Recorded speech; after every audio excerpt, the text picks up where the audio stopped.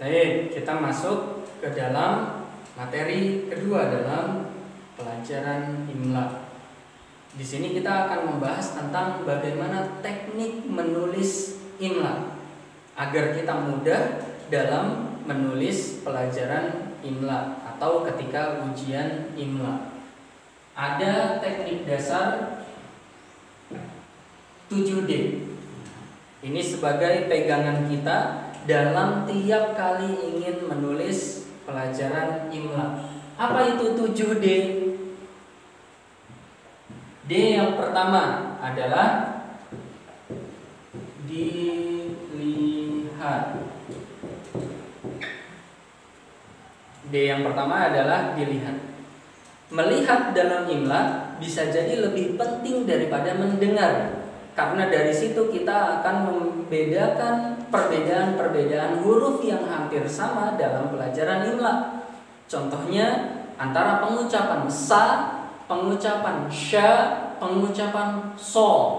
Ini masih menggunakan fathah. Bagaimana dengan menggunakan kasroh atau dhamma? Si dengan shi dengan si, su dengan shu dengan su. Nah, maka perlu dilihat baik-baik setiap kalimat yang diucapkan. Kemudian yang kedua adalah didengar.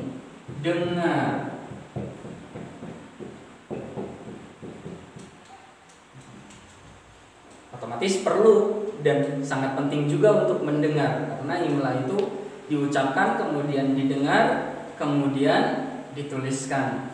Maka perlu mendengar mana panjang, mana pendek.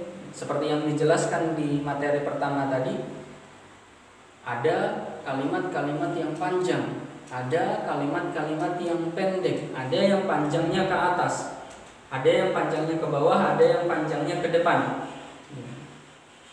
Panjang ke atas contohnya apa? Panjang dengan fathah. Contohnya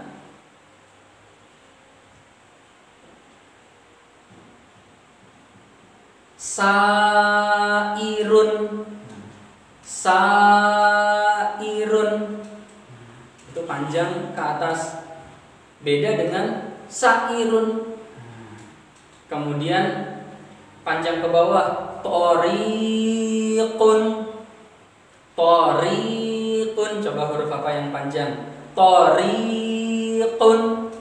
Huruf ro atau huruf ri-nya panjang ke bawah, beda dengan toriqun.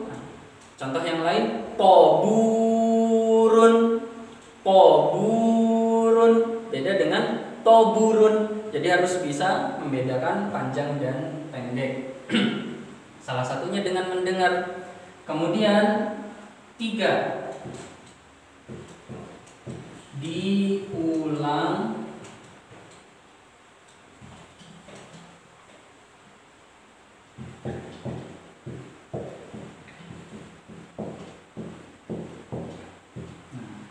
yang ketiga adalah diulang-ulang. Loh, maksudnya apa diulang-ulang? Kita mengulang-ulang apa yang sudah kita dengar.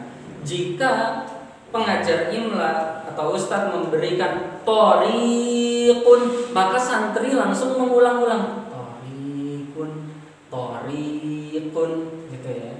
Nah, dan diulang-ulang, karena diulang-ulang maka akan menjadi 4. Dihafal. Diulang-ulang, kemudian dihafal.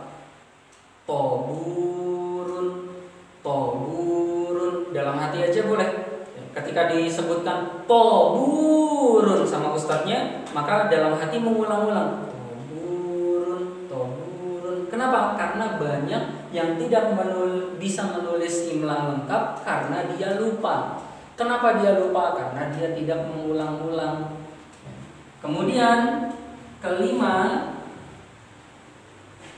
dilihat, didengar, diulang-ulang, dihafal, kemudian digambarkan.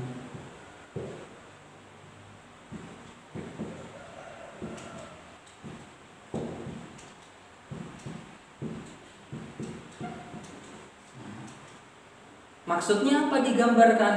Digambarkan itu dibayangkan.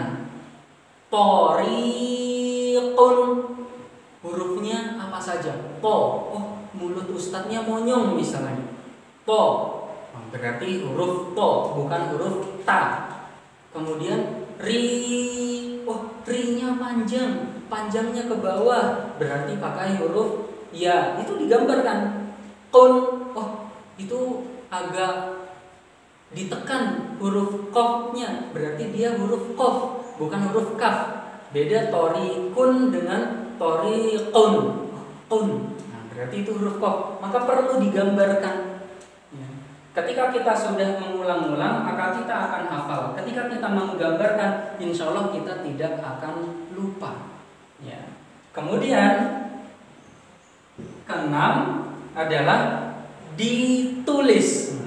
Kalau nggak ditulis walaupun sudah hafal, maka tidak akan benar jawabannya karena jawabannya kosong. Ditulis. Kapan ditulis? Setelah perintah uktubu. Biasanya baru boleh menulis. Thoriqun, aqra lakum marrataini. Saya baca 2 kali. Thoriqun. Thoriqun. Itu belum boleh ditulis. Ketika ada perintah uktubu, baru boleh menulis. Kemudian yang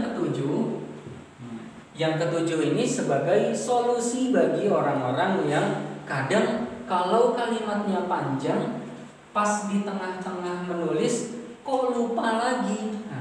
Kenapa bisa lupa lagi? Karena dia terlalu serius menulis. Agar tidak lupa lagi, sambil menulis, sambil diulang-ulang. Sambil menulis, sambil diulang-ulang. Jadi di sini bisa dikatakan ditulis sambil diulang-ulang. Ya. Jadi ini 7D, teknik dasar dalam penulisan imla. Harus dilihat dengan baik, mulut pembacanya harus didengar dengan baik, jangan sampai ada yang berisik, harus diulang-ulang biar kemudian hafal.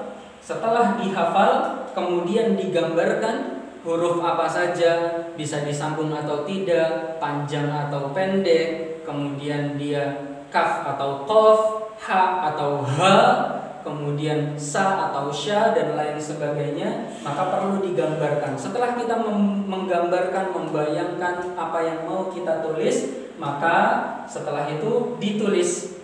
Kita menulis agar tidak lupa di tengah-tengah menulis, maka ditulisnya sambil diulang-ulang. Itulah materi kita, materi kedua. Semoga ini bisa dipahami betul-betul oleh para santri sehingga lebih mempermudah hafalan, kemudian praktek dan ujian juga insya Allah nanti. Sekian, kita akan lanjutkan di materi yang selanjutnya.